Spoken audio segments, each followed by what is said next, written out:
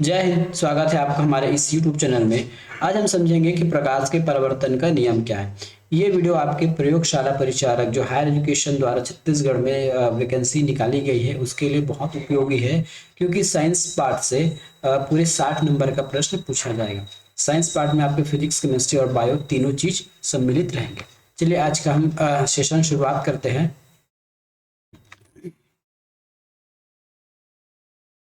सबसे पहले हम आज समझेंगे कि दक्षिण या वाम क्या होता है। जब भी आप अपना फेस किसी समतल दर्पण में देखोगे तो क्या होगा, दक्षिण और आपका दक्षिण और आईने का दक्षिण चेंज हो जाता है। ठीक है। देखिए यहाँ पे लिखा हुआ है, एक लड़का हुआ है ना, एक लड़का खड़ा हुआ है और अपना लेफ्ट हैंड उठा रहा है। ठीक है, अपना लेफ्ट हैंड उठा रहा है, लेकिन इमेज वाला जो लड़का है, जो इमेज में अपने आप को जो देख रहा है, उसके हिसाब से राइट हैंड है ना, उसके हिसाब से ऐसा लग रहा है कि राइट हैंड उठ रहा है।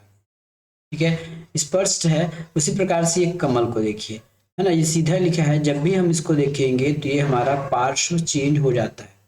ठीक है, इसी को कहते हैं दक्षिण या वाम। ठीक है, तो जब भी आप समतल दर्पण में अपना फेस देखोगे या जो भी इमेज रखोगे, उसका केवल साइड चेंज होगा। दायां का बायां दिखेगा और बायां का दायां दिखेगा, लेकिन ऊपर और नीचे में कोई भी फर्क नहीं दिखेगा। इसका मतलब है, यदि आप किसी उल्टे चीज को मिरर में देखोगे तो वो सीधा दिखेगा। यही कारण है कि एम्बुलेंस में, ठीक है, एम्बुलेंस में जो एम्बुलेंस लिखा रहता है वो उल्टा लिखा रहता है। क्यों? क्योंकि इसके सामने, एम्बुलेंस के सामने जो वाहन होगी वो अपने बैक मिरर में ना, वो अपने मिरर में जब भी इस एम्बुलेंस को देखेगा तब उसको सीधा दिखाई देगा और वो आसानी से पढ़ लेगा और इस एम्बुलेंस को आगे रास्ता देगा। ठीक है, हम बस यही जानना चाहते थे इसलिए में अब कि जब भी आप कोई भी मिरर में अपने आप को देखते हैं, खासकर आप समतल दर्पण में, तो ऊपर और नीचे में कोई चेंजेस नहीं होगा। पैर ऊपर था, सॉरी, सिर ऊपर है, पैर नीचे है, इमेज में भी और प्रतिबिंब में भी, सॉरी, वस्तु में और प्रतिबिंब में भी। केवल साइड चेंज होगा, दक्षिण का पश्चिम, पश्चिम वाम, दक्षिण या वाम मतलब राइट का लेफ्ट होगा और लेफ्ट का राइट होगा। ठीक है। परावर्तित प्रकाश को पुनः परावर्तित किया जा सकता है क्या, ये एक प्रश्न चिन्ह है। परावर्तित का मतलब समझ लिया। देखिए, आप कोई नाई की दुकान में गए होंगे, तो ये नाई की दुकान में एक लड़का बाल कटाने के लिए बैठा है, ये अपना फेस यहाँ पे दिख रहा है। ठीक है, तो ये इसके परिवर्तन वाला हो गया। अब क्या इसी परिवर्तित चीज को हम और परिवर्तन कर सकते हैं क्या, और परिवर्तित कर सकते हैं क्या? बिल्कुल कर सकते हैं। इसके आगे पीछे हम बहुत सारी शीशा लगाकर उसको पुनः परावर्तित किया जा सकता है। ठीक है, पुनः परावर्तित किया जा सकता है। अब हमारा जो काम का चीज है, जहां से आपका प्रश्न आने की संभावना है, वो ये है। ध्यान से पढ़िएगा, इससे प्रश्न आपको डायरेक्ट पूछेंगे। समतल दर्पण के घूमने पर परावर्तित किरण पर क्या प्रभाव होता है। ठीक है, वैसे ये सिद्ध करने के लिए आपको नहीं आएगा, केवल क्योंकि आपका जो क्वेश्चन है, क्या चीज है, आपका जो एग्जाम है केवल और केवल मल्टीपल चॉइस क्वेश्चन है ना। 4 ऑप्शन में से एक को टिक करना होगा। तो हम इसको आपको प्रूफ करके नहीं दिखाएंगे, लेकिन थोड़ा सा इसका डेमो दिखाएंगे या फिर इसको हम आपको बताएंगे कि ये हो क्या रहा है। डेफिनेशन में लिखा है, अतः समतल दर्पण, अतः को जो छोड़ दीजिए, जब समतल दर्पण आपतन बिंदु पर थीटा कोण से घूमता है तब परावर्तित किरणें 2 थीटा से घूम जाती है। क्या कहा है? कोई भी हम सबसे पहले बनाते हैं दर्पण, ये हमने दर्पण बना लिया। ठीक है, अब इसमें कुछ किरणें आपतित करेंगे कि किरणें, ये किस प्रकार से हम किरणें को आपतित कर रहे हैं, ये हमने आपतित कर दिया। और ये किरण आपतित है तो परावर्तित भी होगी, तो ये परावर्तित हो गया। अब इसमें एक अभिलंब खींचते हैं, जैसे हमने पुराना देखते हुए आए हैं, ये हमने एक अभिलंब खींच दिया। ठीक है, प्रकाश आया और प्रकाश चला गया। मान लेते हैं कि ये कितने डिग्री पर आया था, तो ये 30 डिग्री पर आया था और 30 डिग्री बनाते हुए अभिलंब के साथ निकल गया। अब यहां से हमारा मेन खेल शुरू होता है। ये हमारा दर्पण है।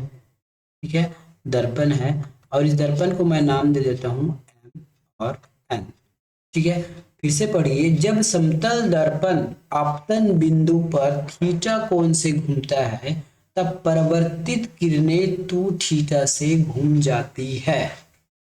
ठीक है, अब देखिए, ये हमारा जो कहते हैं आपतित किरण, यहाँ पे कोई प्रकाशित बिंदु होगा, है ना, या फिर मैं यहाँ पे टार्च बना लेता हूँ, ये टार्च है, टार्च से कोई किरण आपतित हो रही है। ठीक है, तो जब भी कोई किरण आपतित होगी तो वो अपने नियत स्थिति पर आपतित होती रहेगी, चाहे हम दर्पण को घुमाएं या ना घुमाएं।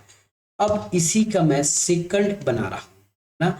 जब दर्पण को यदि हम ऐसा कुछ घुमा लेते हैं, ठीक है, ये हमने दर्पण को घुमा लिया m और ये n लिखकर, ठीक है, लेकिन किरण अभी भी इसी प्रकार ही आपतित हो रही है, ठीक है, इसी वे में आपतित हो रही है, लेकिन इसका जो लंब है वो अब परिवर्तित हो जाएगा, ठीक है। मान लेते हैं हमने थीटा को कितने में घुमाया है, थीटा को हमने घुमा दिया है 10 अंश में घुमा दिया है।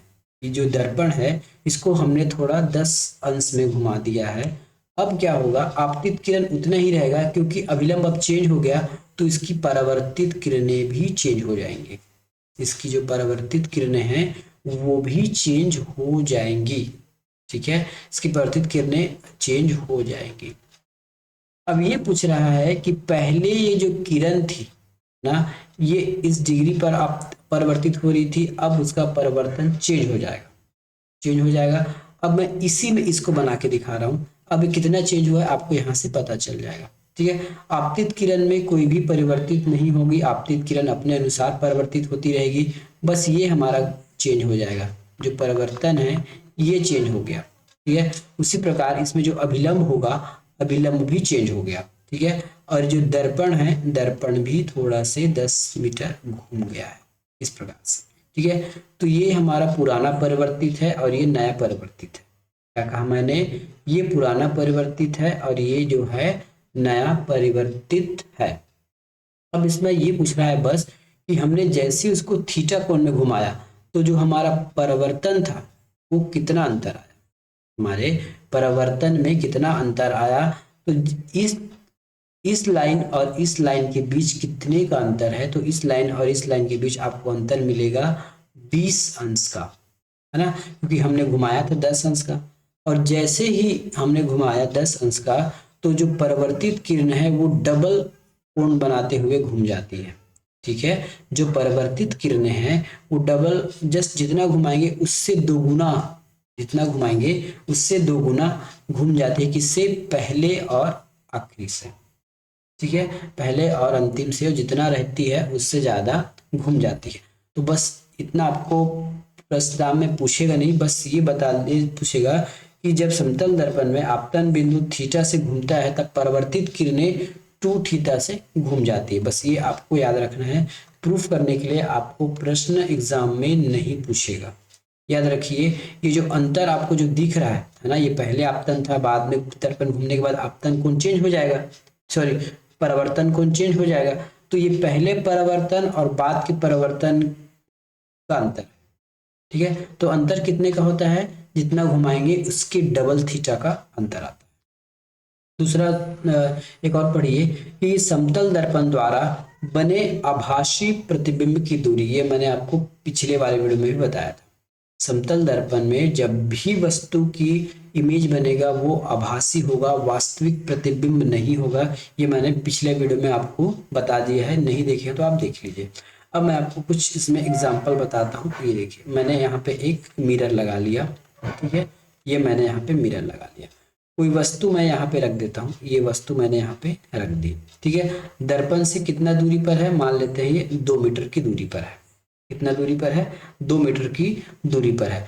तब इसका जो इमेज है, ठीक है, इसका जो इमेज है ये भी दर्पण के पीछे 2 मीटर दूरी पर ही बनेगा और दर्पण की और वस्तु के साइज के बराबर बनता है, ठीक है। प्रतिबिंब की दूरी समतल दर्पण से उतना ही होगा जितना वस्तु की दूरी होगा, ठीक है। वास्तविक में इस दर्पण से, दर्पण के समतल स्थान से वस्तु की दूरी कितनी है, 2 मीटर।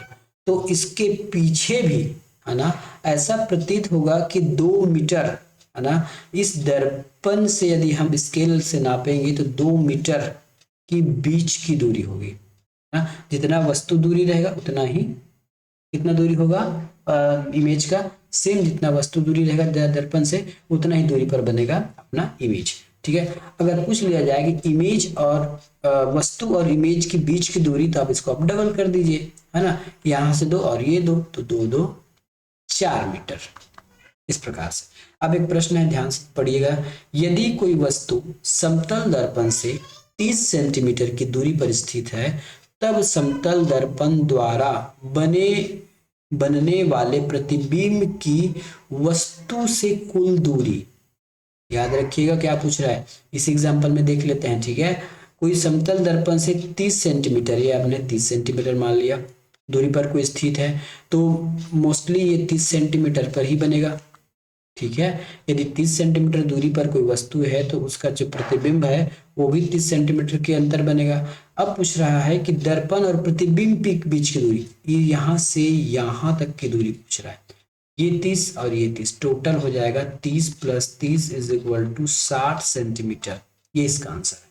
आपको ऐसा एक नंबर के लिए आपको क्वेश्चन पूछ सकता है मल्टीपल चॉइस में, क्योंकि इसमें लेवल 10 तक है तो लो क्वेश्चन पूछने की भी संभावना इसमें बनी रहेंगी। पूर्ण प्रतिबिंब बनने के लिए कितनी लंबाई की दर्पण की आवश्यकता होती है? ठीक है, यदि आप अपने घर में अपने आप को पूर्ण रूप से देखना चाहते हैं दर्पण के सामने खड़े होके, तो कम से कम कितनी लंबाई की या कितनी लंबी दर्पण आपको आवश्यकता होगी, कितनी बड़ी दर्पण आपको आवश्यकता होगी? तो इसका आंसर है जितना व्यक्ति की हाइट है ना, उसका जस्ट आधा, मिनिमम आधा, आधा से कम नहीं होना चाहिए। यदि कोई व्यक्ति 6 फीट का है ना, तो कम से कम उसको 3 फीट की दर्पण तो चाहिए ही चाहिए, उससे कम में बात नहीं बनेगी। ज्यादा हो जाएगा चल जाएगा, 3 फीट से कम नहीं होनी चाहिए। ठीक है, ये अटल सत्य है, मतलब इमेज का आधा होना चाहिए, इमेज का हाफ आपके दर्पण का साइज होना चाहिए, उतने हाई से, है ना। यदि कोई व्यक्ति 7 फीट का है तो उनको 3.5 फीट का ऊंचा वाला दर्पण चाहिए ही चाहिए, उससे कम में बात नहीं बनेगी यदि वो अपना पूरा शरीर सर से लेकर पांव तक देखना चाहता है तो। प्रश्न पढ़िए, एक व्यक्ति की लंबाई 160 सेंटीमीटर है, उसे अपना पूर्ण प्रतिबिंब देखने के लिए कितनी लंबी दर्पण की आवश्यकता होगी? बस 160 को आपको आधा करना है तो कितना हो जाएगा, ये 80 सेंटीमीटर। 80 सेंटीमीटर की एक दर्पण लाएगा और अपने आप को पूर्ण रूप से वो देख सकता है। अब एक और महत्वपूर्ण प्रश्न जो आपको एग्जाम में पूछ सकता है कि किसी कोण पर झुके दो समतल दर्पणों के बीच की प्रतिबिंब की संख्या क्या होगी? ये प्रश्न आपको एक नंबर में 3 से 4 बार पूछ चुका है ना। आपको देगा कि दो समतल दर्पण है ना, वो 90 अंश के कोण में झुका हुआ है, 30 अंश के कोण में झुका है ना, जितना भी अंश कोण बोले 40, 50, 60 जो भी है, और आपको पूछेगा कि उसमें कितने इमेज बन रहे हैं, फिर आपको पूछेगा उसमें कितने इमेज बन रहे हैं। तो इसके लिए एक फार्मूला होता है, इमेज की संख्या बराबर 360/थीटा।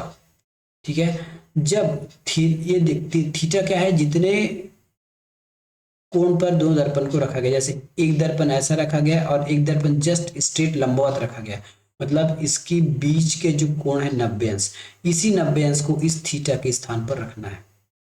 जब 360 का मान है ना, जब 360 रखेंगे और थीटा रखेंगे, ठीक है, उसको सॉल्व करने के बाद यदि संख्या आपका आंसर सम में आ जाए तो 1 घटा लीजिएगा, जितना 1 घटाने के बाद जो आंसर आएगा वही आपकी इमेज की संख्या होगी। यदि विषम आता है तो घटाने की आवश्यकता नहीं है। ठीक है, और जब भी आप भाग देंगे तो भागफल को आपको दशमलव वाला नहीं लेना है, जो पूर्णांक होगा उसी को लेना है। दशमलव वालों को रिजेक्ट कर दिया जाता है, क्यों? क्योंकि फोटो हल्का से भी कट जाएगा तो उसको रिजेक्ट कर दिया जाता है। ठीक है, तो जो दशमलव में होगा है ना, जैसे आपको जैसे भाग करेंगे तो 9.6 आ गया, तो 9.6 नहीं लेना है, केवल 9 लेना है ना। 10.2 आ गया तो 2 को नहीं लेना है, केवल 10 को लेना है, इस प्रकार से। ठीक है, तो इसको ध्यान से याद रखिएगा। ठीक है, अब हम एक क्वेश्चन ये वाला करने वाले हैं, 90 वाला, फिर 40 वाला बताएंगे। जैसे ये 90 अंश के कोण में, जैसे यही दर्पण देखिए जो आपको एग्जाम में दिख रहा है, ये एक दर्पण है और ये दूसरा दर्पण है, या ये पहला दर्पण, इसको दूसरा दर्पण मान लीजिए, ये दोनों आपस में 90 अंश के कोण पर है। ठीक है, पहले तो हम फार्मूला से मान निकालते हैं 90 से, 0 से 0 कटा गया, 9 चौके 36 मतलब 4 आया। हमने यहाँ पढ़ा है कि यदि सम संख्या आ जाए काटने के बाद तब इसमें 1 माइनस करेंगे, 1 माइनस करने के बाद हमारे पास आता है 3। इसका मतलब है जब दो दर्पण को 90 अंश के डिग्री पर रखा जाता है, सेट करके रखा जाता है, तो उसमें 3 इमेजेस हमको दिखेंगे। प्रैक्टिकली देख लीजिए, देखिए ये 2 दर्पण, इसको 90 अंश कोण पे रखा गया है और ये वस्तु है। यहाँ पर एक वस्तु इमेज बनेगी, ये इमेज बनेगा और ये इमेज बनेगा। दिखने पे आपको 4 लग रहा होगा, लेकिन इसमें से तो एक वस्तु है ना, इसमें से एक वस्तु है, तो कितने इमेज बने, 1 2 और 3। हमारा आंसर भी आया है 3। ठीक है, आपको यहाँ से प्रैक्टिकल से भी पता चल गया। और ये आभासी प्रतिबिंब बनता है, वास्तविक प्रतिबिंब नहीं बनता है। ठीक है, अब क्वेश्चन नंबर 2 को देखिए। 2 समतल दर्पण के बीच 40 अंश का कोण बनता है। ठीक है, ऐसे 2 समतल दर्पण रखा गया है और इसमें कुछ ऐसे 40 अंश का डिग्री बना के उसको जोड़ के रखा गया है। अब इसमें कितने इमेज बनेंगे ये हमको बताना है। इसको क्या करेंगे, 360 है क्या, ये 360 को भाग करेंगे 40 अंश से, 0 से 0 कटा गया, 4 कम 4, 4 9 36 होता है क्या, 9 चौके 36, तो ये 9। ठीक है, 9 समय के विषम है, विषम है, 1 माइनस करने की आवश्यकता नहीं है। इसका मतलब प्रतिबिंब की संख्या होगी 9। जब 2 समतल दर्पण को 40 अंश के कोण में झुकता हुआ यदि सेट किया जाता है तो 9 प्रतिबिंब उसमें बनते हैं। ठीक है, आसान है, कोई टफ वाली इसमें बात नहीं है। अब हम एक बात करेंगे पेरिस्कोप की बात करें। अब हम बात करते हैं पेरिस्कोप क्या होता है। पेरिस्कोप मतलब होते हैं परिदर्शी। हमने सबसे स्टार्टिंग में सीखा था कि जब जैसे प्रकाश एक सरल रेखा पर गमन करती है ना, तो हमने एक पाइप लगा के देखा था। यदि पाइप मुड़ता है तब की स्थिति में हमको कोई भी चीजें नहीं दिखी देती है, लेकिन कुछ ऐसे एंगल्स होते हैं दर्पण के समतल कोण के, उसमें आप देख सकते हैं। जैसे यह परावर्तन पर आधारित होता है। पहली बात तो पेरिस्कोप जो है 45 अंश के कोण पर समतल दर्पण लगा होता है। पनडुब्बी ये कहाँ देख, सबसे पहले समझ लीजिए कि होता क्या है। ये देखिए, इस प्रकार से कोई पाइप है, यहाँ एक दर्पण लगा हुआ है और यहाँ एक दर्पण लगा हुआ है जो 45 अंश का डिग्री पे है ना। अब 45 अंश कैसे होगा, ये देखिए, ये इस प्रकार से है ना तिरछा, और यहाँ पे इस प्रकार से तिरछा। ठीक है, जब कोई एक प्रकाश किरण इसमें टकराती है ना, 45 से मतलब ये 90 का 90 कोण बनाएगा। 45 का मतलब ये 90 कोण बनाएगा और सीधा 90 अंश की डिग्री पर इसको क्या करेगा, परावर्तित कर देगा। और ये भी 90 डिग्री पे झुका हुआ है, तो ये सीधा इसको 90 अंश पे परावर्तित करेगा। इसका मतलब ये जो किरणें हैं कहीं भी लॉस नहीं होंगी। यहाँ पे रखी वस्तु को देखा जा सकता है या फिर यहाँ पे रखी वस्तु को यहाँ देखा जा सकता है। ठीक है, क्या कहा हमने, ये जो दर्पण है ये 45 अंश की डिग्री पर झुकाकर लगाया गया है। ठीक है, 45 अंश की डिग्री पर झुकाकर लगाया गया है। और जब भी हम इसमें लंब खींचेंगे 45 वाले में, तो क्या होगा, ये सीधा लंब जो है ना, 45 अंश में झुकने के बाद इसमें जो है जो भी होगा वो सीधे स्ट्रेट चला जाता है। ये जो किरण है वो सीधे स्ट्रेट चला गया और यहाँ से ऐसा निकल गया। ठीक है, निकलने के बाद इस यहाँ पे जो वस्तु रखेगा हम यहाँ पे देख सकते हैं। अब इसका उपयोग कहाँ किया जाता है, तो पनडुब्बियों में। पनडुब्बियां जो है पानी के नीचे रहती है ना, वहां पे लोग आके नहीं देख सकते क्योंकि सुरक्षा के दृष्टिकोण से जो पनडुब्बियां है नीचे रहती है। यहाँ पेरिस्कोप के माध्यम से, ठीक है, पेरिस्कोप के माध्यम से अधिक ऊंचे स्थान को देखने के लिए प्रयोग किया जाता है पेरिस्कोप को। इस प्रकार 3-4 दर्पण आप लगाकर आराम से देख सकते हैं। अगर हो सकता है आप अगर पीछे का देखना चाहते हैं इस प्रकार का, तो यहाँ भी दर्पण लगा दीजिए। ठीक है, तो यहाँ 30 अंश 45 अंश पे यहाँ से टकरा कर ऐसे ऊपर चली जाएगी, तो ऊपर रखा चीज भी आप यहाँ से देख सकते हैं। इसको हम बोलते हैं पेरिस्कोप। तो हमने क्या सीखा, अपनी पूरी आकार का प्रतिबिंब देखने के लिए लंबाई का लगभग आधा दर्पण होना चाहिए। प्रतिबिंब के वस्तु के आधा लंबाई का दर्पण से आप पूरे अपने आप को या फिर पूरी वस्तु को देखा जा सकता है। यदि दर्पण की ओर v वेग से दौड़ा जाए तो प्रतिबिंब 2v वेग से गतिशील दिखती है। ठीक है, हमने यहाँ एक दर्पण लगाया था, यहाँ एक वस्तु रखी थी और ये वस्तु का प्रतिबिंब यहाँ बना। ठीक है, ये वस्तु प्रतिबिंब। जब भी देखिए, अब मैं आपको ध्यान से इसमें बताता हूँ क्या है। मान लेते हैं ये 10 सेंटीमीटर में है और इमेज भी 10 सेंटीमीटर बना है। जैसे ही एक व्यक्ति या वस्तु को हम 2 सेंटीमीटर घुसाते हैं तो ये भी 2 सेंटीमीटर घुस जाएगा। लेकिन क्योंकि आप अपने आप को 2 सेंटीमीटर घुसाएंगे तो आपको इतना याद नहीं होगा कि मैं 2 घूम चुका हूँ, है ना। तो आप पास आए, साथ में ये आपको डबल स्पीड से आता हुआ दिखाई देगा। वास्तव में वो डबल स्पीड से नहीं आता है ना, वास्तव में ये डबल स्पीड से नहीं आता है, केवल ऐसा दिखता है ये। अब ऐसा क्यों दिखता है, ये देखिए। अभी हमने बताया है कि कोई भी जो इमेज जैसे 10 में बन रही है तो इमेज के दर्पण के उस पार भी वो 10 सेंटीमीटर की दूरी पर बनता हुआ दिखाई देगा। यदि हम इसको 2 मीटर खिसकाते हैं तो इसको ये भी अपने आप को 2 सेंटीमीटर खिसका के 8 में आ जाएगा और ये भी 8 में आ जाएगा। ठीक है, तो स्पीड से एक आपके पास अगर ऐसा होता तो ये 4 में आ जाता, है ना, 4 सेंटीमीटर आगे आ जाता है, लेकिन ये 2 ही सेंटीमीटर आया है क्योंकि दर्पण का रूल है कि आप जितना दूर रहेंगे इमेज भी उतना ही दूर बनेगा। बिकॉज क्योंकि आप यहाँ से 2 सेंटीमीटर तय किए हैं और यहाँ से भी 2 सेंटीमीटर तय हो गया, इसलिए हमको डबल दिखता है ना। जो भी वस्तु है, जो भी व्यक्ति है, अपने आप जैसे ही घुसेगा, है ना, अपने आप ही जैसे ही आगे चले जाएगा तो उसको अपना स्पीड नहीं दिखाई देगा, उसको ऐसा लगेगा कि दर्पण से डबल स्पीड होता हुआ दिख रहा है। ठीक है, तो ये समझ आ गया कि कोई भी यदि v वेग से दौड़ता है तो उसको जो इमेज है 2v वेग मतलब डबल स्पीड से आता हुआ दिखाई देता है। ठीक है, इसीलिए लिखा रहता है, देखिए दर्पण में, object in the mirror are closer than they appear, अर्थात वस्तु स्वाभाविक वेग से अधिक गतिशील दिखती है। इसका हिंदी मतलब होता है object in the mirror are closer than they appear.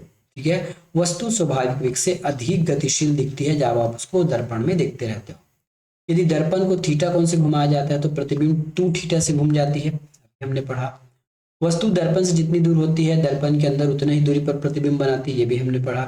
समतल दर्पण से आभासी प्रतिबिंब बनता है, आभासी का मतलब मैंने पहले ही बता दिया है, यदि नहीं चाहते तो हमारा पुराना वीडियो देख लीजिएगा। समतल दर्पण की फोकस दूरी अनंत होती है, इसमें की कोई इसकी क्षमता शून्य होती है, इसमें फोकस दूरी नहीं होती है। ठीक है, तो ये था आज का हमारा वीडियो। मिलेंगे नेक्स्ट वीडियो में दर्पण के नेक्स्ट चैप्टर के बाद। अब इसके बाद हम पढ़ेंगे हमारा गोली दर्पण, इसके बाद इसके बाद हम पढ़ेंगे दर्पण का अपवर्तन, अपवर्तन के बाद गोली दर्पण, फिर ह्यूमन आई। ठीक है, मिलेंगे नेक्स्ट वीडियो में। उसके बाद एक लेंस भी पढ़ना है ना, उसके बाद ये हमारा लाइट वाला चैप्टर कंप्लीट हो जाएगा। यहाँ से आपका कोई भी प्रश्न नहीं छूटेगा जो 10th लेवल के एग्जाम से आने वाला होगा। मिलेंगे नेक्स्ट वीडियो में, तब तक धन्यवाद।